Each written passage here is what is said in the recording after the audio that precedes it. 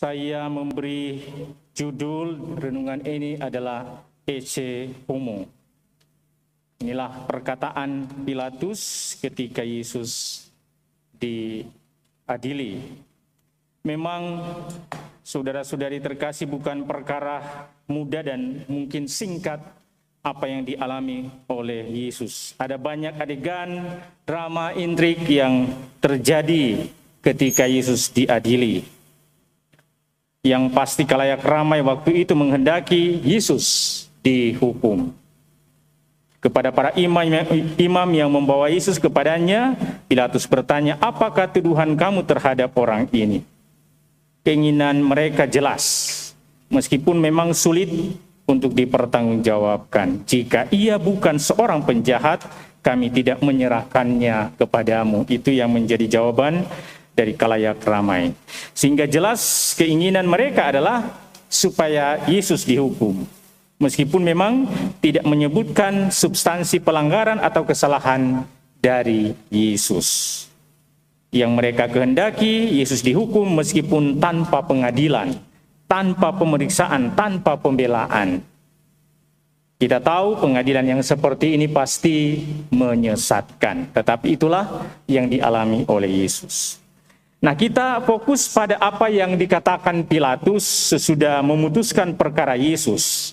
Menyaksikan Yesus yang disiksa oleh para prajurit, ditampar, diludahi, bahkan dimakotai duri, Pilatus mengatakan, "Ecce Homo."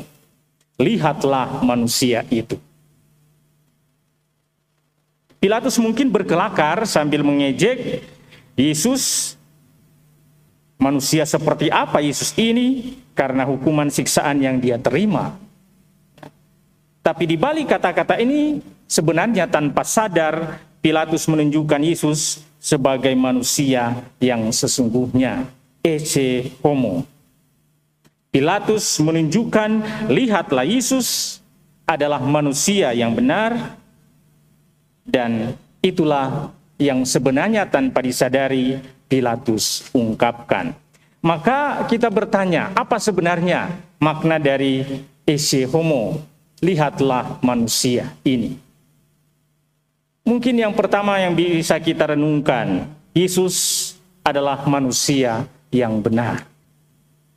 Yesus memperkenalkan diri tadi dalam kisah sengsara sebagai raja, tetapi adalah raja kebenaran yang berasal dari atas. Orang yang benar pasti mendengarkan suaranya, karena Yesus senantiasa mendengarkan suara Allah. Yesus melakukan kehendak Allah bahkan meskipun harus mati. Kalau orang yang benar pasti dapat melihat kebenaran yang ada dalam diri Yesus. Maka Yesus mengatakan kepada Pilatus, "Setiap orang yang berasal dari kebenaran pasti mendengarkan aku." Dengan demikian, ya, Pilatus bukanlah orang yang benar.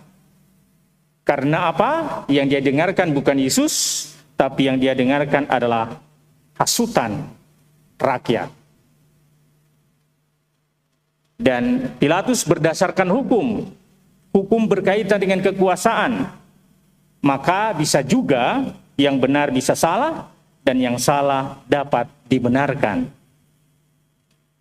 Meskipun memang Pilatus sadar bahwa tidak ada kesalahan, tetapi karena desakan, tapi juga karena hukum, maka dia menghukum Yesus. Yesus tetaplah orang yang benar. Hal kedua yang ingin ditunjukkan sebenarnya Pilatus dengan Ecce Homo, Yesus adalah manusia yang taat. Bagi Yesus, kehendak Allah adalah yang perlu diperjuangkan karena itulah yang benar. Meskipun harus dihukum, tetapi Yesus tidak berpaling dari kehendak Allah. Ketaatan pada kehendak Allah adalah harga mati. Ya. Meskipun Yesus merasa berat menanggung beban, seandainya piala ini bisa berlalu, tetapi bukan kehendakku, melainkan kehendak-Mu yang terjadi. Keselamatan Allah atau karya penebusan dapat terwujud karena ketaatan Yesus pada kehendak Bapanya. Yesus menunjukkan kepada kita bagaimana kita beriman yang benar. Beriman adalah kepatuhan kepada kehendak Allah. bahkan lain kali harus mengorbankan hidup demi kehendak Allah. Lain kali kita beriman sesuai dengan selera kita, sesuai keadaan hati kita. Saat kita mood, ya kita bersemangat. Saat keinginan kita tidak terwujud atau kita merasa gagal, kita marah dan mempersalahkan Tuhan. Padahal Tuhan selalu punya cara untuk membantu bahkan menyelamatkan kita. Yesus menunjukkan bagaimana seorang beriman itu yang taat. Hal ketiga mungkin yang bisa dilihat dari ungkapan esse homo, Yesus manusia yang rela berkorban. Diadili dan diputuskan harus dihukum, diserahkan kepada prajurit. Sesuka hati para prajurit memukul, menghina, meludahi Yesus, bahkan puncaknya dipaku pada kayu salib, mati. Yesus menerima semuanya dengan sadar dan penuh ketaatan. Yesus rela berkorban supaya tidak menimbulkan kekacauan di antara masyarakat Yahudi. Ingat ungkapan dari Kayafas, bahwa seorang harus mati untuk keselamatan bangsa ini daripada semua orang binasa. Itu nubuat dari Kayafas, dan ini menubuatkan kematian Yesus. Kematiannya bukan hanya keselamatan untuk satu bangsa, tetapi keselamatan untuk semua bangsa dan semua orang. Sehingga dalam diri Yesus, kita melihat manusia yang rela berkorban untuk kehidupan orang lain. Kehidupan memang manusia akan berarti kalau dia juga mau berkorban untuk kehidupan orang lain. Dan Yesus menunjukkan dirinya sebagai manusia yang benar dan berguna. Yesus menunjukkan kita sebenarnya apa yang perlu kita lakukan. Berkorban adalah bagian dari hidup manusia. Hal keempat yang ditunjukkan, Yesus manusia yang memaafkan. Meskipun Yesus diadili dengan tidak adil, disiksa, bahkan dipaku pada kayu salib, dia tetap memberikan pengampunan kepada mereka yang telah berbuat jahat kepadanya. Ya Bapa, ampunilah mereka sebab mereka tidak tahu apa yang mereka telah perbuat. Dan saya kira karya pengampunan telah ditunjukkan Yesus ketika dalam pelayanan menemukan pendosa, pemungut cukai, bahkan perempuan yang berzina. Yesus mengampuni mereka. Ketika di atas kayu salib, Yesus juga mengampuni seorang penyamun yang bertobat. Hari ini juga engkau bersamaku di Firdaus. Sederhana, tetapi mungkin ini yang perlu kita lihat. Pengampunan adalah juga karya ajaib dari Tuhan. Nah, menjadi pertanyaan, apakah memang kemudian kita rela, kita kuat untuk mengampuni seperti Yesus, meskipun dia kemudian disalibkan.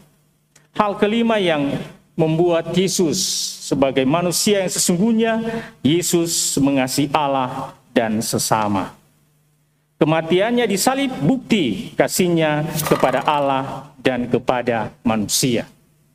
Cinta kasih yang paling tinggi adalah bahwa seseorang dapat menyerahkan nyawanya untuk sahabatnya. Dan itu yang dilakukan oleh Yesus. Bukti cinta kasih yang sesungguhnya, yakni cinta kasihnya kepada Allah dan sesama.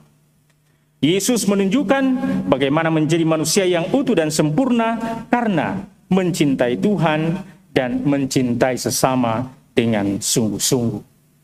Lewat pengorbanannya, disitulah dia menunjukkan cintanya. Nah, apakah kemudian kita dapat disebut sebagai manusia yang sesungguhnya? Karena kita memiliki kasih. Ini tentu yang menjadi pertanyaan. Nah, saudara-saudari terkasih, kita tidak dapat masuk ke dalam kerajaan surga kalau kita tidak bisa menjadi manusia yang utuh, manusia yang sempurna. Yesus sebagai Allah, tetapi ketika turun ke dunia, dia menunjukkan dirinya sungguh sebagai manusia yang utuh. Dan lewat kematiannya di salib, dia dimuliakan Bapa. Harapan kita, Mudah-mudahan kita mampu meneladani Yesus sebagai manusia sempurna untuk masuk dalam kehidupan abadi kelak. Menjadi manusia yang utuh tidak lain adalah memperjuangkan kebenaran, taat pada kehendak Allah, rela berkorban, tahu mengampuni, dan tahu mengasihi. Itulah manusia yang sesungguhnya.